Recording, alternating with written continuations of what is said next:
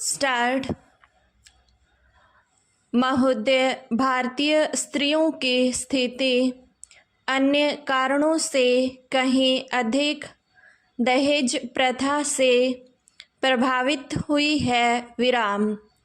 दहेज के कारण जहां स्त्रियों की सामाजिक हीनता बढ़ी है, वहीं दूसरी ओर नवविवाहित स्त्रियां स्थायी भी जा रही हैं। विराम।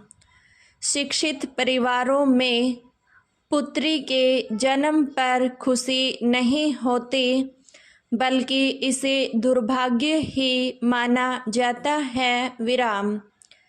इससे स्त्रियों का सम्मान घटा है और भविष्य अंधकारमय हुआ है। विराम।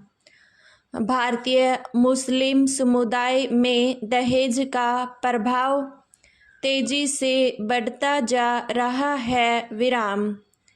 यहाँ तक कि शिक्षित और संपन्न मुस्लिम परिवारों में भी प्रतिष्ठा के प्रतीक के रूप में दहेज का प्रचलन अपनी जड़ें जमा रहा है। विराम।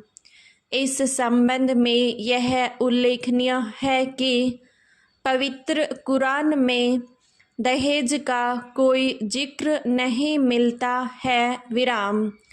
इस्लाम के वैवाहिक नियमों के अनुसार निकाह के बाद पति द्वारा पत्नी को आर्थिक सुरक्षा के रूप में मेहर दिया जाता है। विराम। लेकिन शोध से पता चलता है कि मुस्लिम समुदाय में मेहर की राशि तो कम होती जा रही है और दहेज जैसी कुप्रथा बढ़ती जा रही है। विराम। यह अत्यंत खेदजनक है, क्योंकि अशिक्षा, आर्थिक पिछड़ापन, प्रदा प्रथा आदि कुप्रथाओं को ढाने वाले मुस्लिम समुदाय पर दहेज प्रथा का और लद जाना अभिशाप ही है। विराम।